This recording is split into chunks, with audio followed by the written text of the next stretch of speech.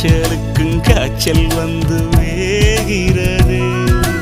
என்னை திரியாக்கி உன்னில் விளக்கேற்றி என்னாலும் காத்திருப்பேன். அழகூரில் புத்தவளி என்னை அடியோடு சாய்த்தவளே.